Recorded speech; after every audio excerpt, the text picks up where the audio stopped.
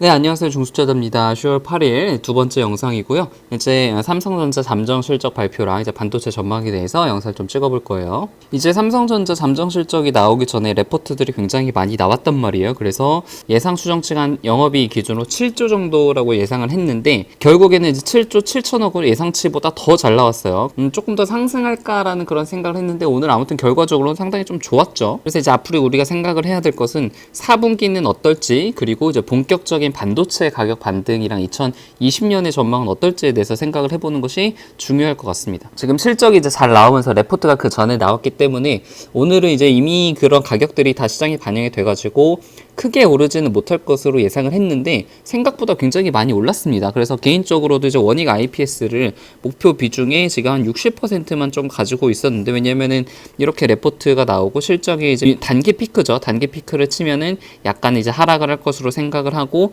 하락했을 때 매수를 할 계획으로 비중을 더 크게 가지고 있진 않았는데, 아무튼 오늘 반도체가 상당히 좀 좋아서 미중 무역 협상이 좀 잘 되려나 그런 생각이 좀 들기도 했습니다. 그래서 비록 비중이 크게 수익을 내진 못했지만 아무튼 지금 60%라도 많이 올랐기 때문에 기분 자체는 뭐 나쁘지 않습니다. 좋았고요. 그래서 앞으로 우리가 봐야 될 것은 이제 4분기 실적인데, 4분기가 이제 3분기에서 7조 원을 이제 예상한 레포트에서는 4분기 실적이 6.7조 원으로 4분기 실적이 영업이익이 조금 감소하는 것으로 추정을 했습니다. 그래서 이제 IM 부분, 핸드폰 부분이 아무래도 이제 노트 10 효과가 조금은 떨어지기 때문에 조금 감소할 것으로 이제 예상을 하고 있는, 지금 4분기 실적이 이제 3분기보다 조금 떨어질 거라는 그런 예상에도 불구하고 오늘 지수가 상당히, 오늘 이제 삼성전자 주가가 좋은 것을 보면은 4분기도 지금 6.7조 원으로 기대를 하고 있는데 이것보다 더 높게 7조 원 이상으로 나오려나 보다라는 그런 생각이 좀, 지금 이 가격대가 한 영업이익 7조 원대를 반영을 하는 것 같고 이 가격대가 한 6.5조 원 정도를 반영하는 가격대이지 않을까 하는 그런 생각을 좀 가져봅니다. 최근에 나온 재밌는 레포트가 있어가지고 같이 좀 공유를 하고 제 생각을 말씀을 좀 드릴 건데, 이제 업종별 이익 사이클이라는 게 있어요. 우리 모든 이제 자동차라든가 반도체, 화학 같은 그런 업종들이 잘 될 때가 있고 매출이 잘 나올 때가 있고 잘 안 나올 때가 있는 그런 사이클을 그리잖아요. 모든 대부분의 산업들이. 그래서 지금 자동차 같은 경우는 현재 상승기를 좀 지속을 할 가능성이 높다라고 얘기를 하고 있고, 산업재나 지금 반도체, 화학, 철강은 하강 국면에 좀 위치를 하고 있다. 그리고 저점을 좀 지나고 있다라고 나라는 레포트가 있었습니다. 조금 구체적으로 보자면은 이제 반도체 같은 경우는 확장기, 그러니까 이제 상승기죠. 상승기가 보통 한 16개월, 평균 16개월을 기록을 하고 있고, 수축기가 10개월 정도, 그러니까 지수가 이제 주가가 떨어지는 기간이 10개월 정도로 보고 있습니다.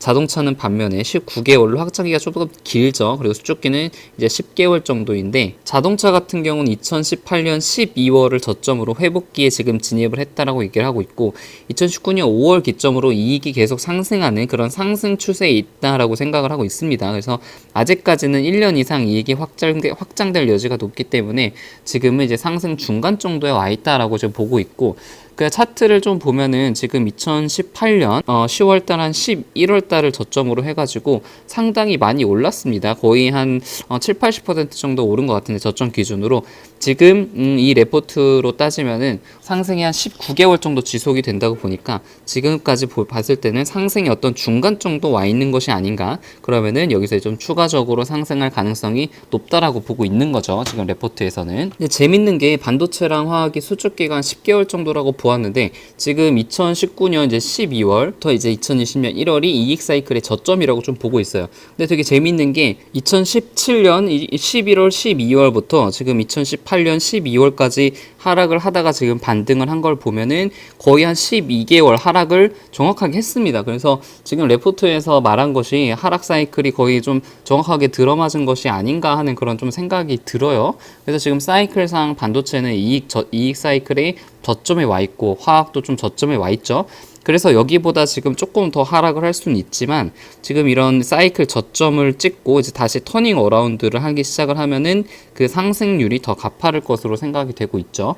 반면에 이제 자동차 같은 경우는 계속 이익 사이클에 이제 플러스를 기록을 하고 있고 여기서 지금 계속 진행이 되고 있는 그런 상태입니다. 자, 그러면 지금 이익 사이클로만 봤을 때는 자동차를 사야 되느냐, 반도체 말고라는 그런 생각이 들 수 있는데, 자동차 판매량을 좀 보면은 글로벌 자동차 판매량이 전 세계적으로 좀 정체가 되어 있는 상태예요. 2017년 기준으로 이제 9천만 대 정도가 팔렸는데 그 이후로 이제 성장세가 지금 계속 꺾이고 있는 상태입니다. 중국과 일본의 판매량이 0.6, 0.7 정도 증가를 했지만 사실상 거의 정체 수준으로 보고 있죠. 그래서 계속 자동차 판매량이 늘다가 지금 2017년 이후로는 성장세가 거의 꺾이고 약간 지금 오히려 더 떨어지고 있다라는 것이 어떤 자동차 사이클 상에서 전반적인 그런 사이클 상에서 하락하고 있는 추세고, 그럼에도 불구하고 제가 지금 자동차 관련해서 텔레체스를 투자를 하고 있잖아요. 그 투자 아이디어는 아무튼 지금 회복의 어떤 중간기에 와 있는 상태이고,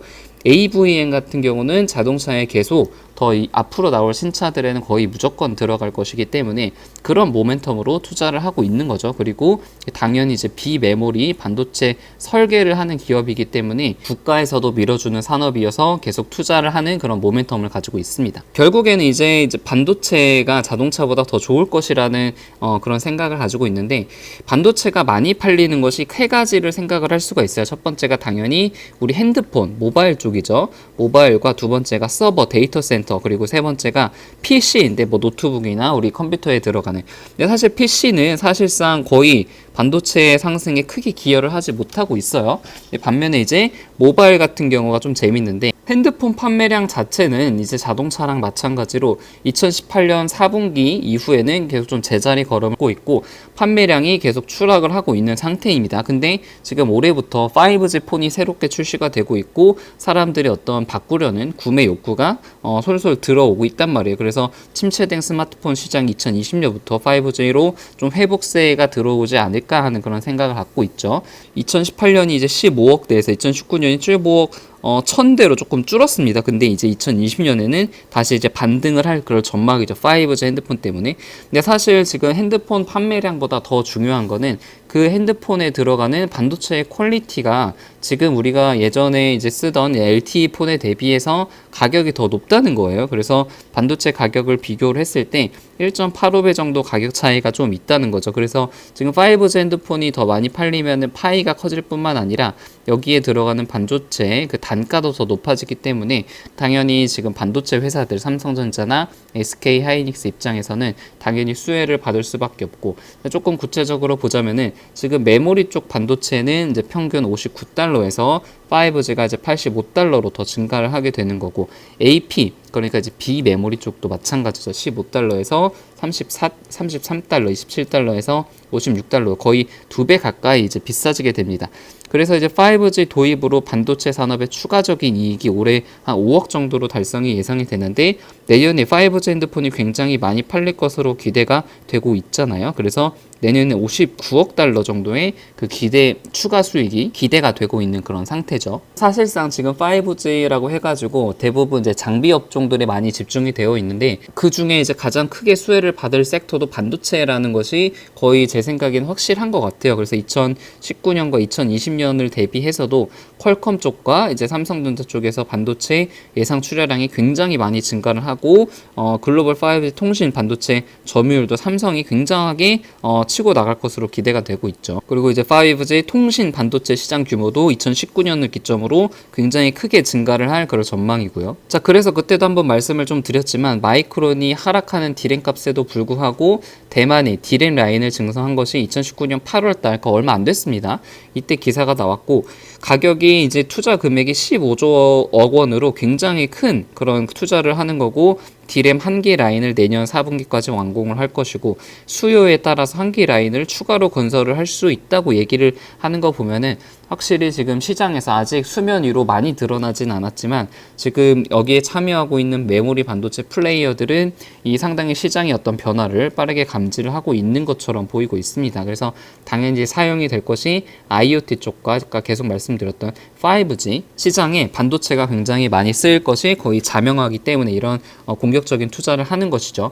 그래서 결론적으로 말씀을 드리면은 반도체는 현재 사이클상 하락 추세의 저점을 지나고 있는 상태입니다. 아직 저점이 확인이 되고 있지는 않지만 지금 어느 정도 낸드 가격은 약간 반등을 하고 있고, 디램 가격도 하락에 좀 정체가 되면서 저점을 통과를 하고 있는 그런 시기가 지나고 있고, 지금 이 하락 추세가 언제 본격적인 턴 어라운드를 할지는 지금 2020년 한 2분기 정도로 보는 레포트도 있고, 좀 시기는 좀 각 레포트마다 좀 다양하긴 해요. 하지만 지금 전 세계 반도체 수요를 예상을 해봤을 때 수요 증가 가능성은 굉장히 높다는 것이 저의 생각이고, 5G를 통해서 당연히 장비주들 그리고 통신주들도 가지고 있지만 결국에는 이제 반도체 관련주들도 가지고 있어야 된다는 것이 저의 전반적인 생각입니다.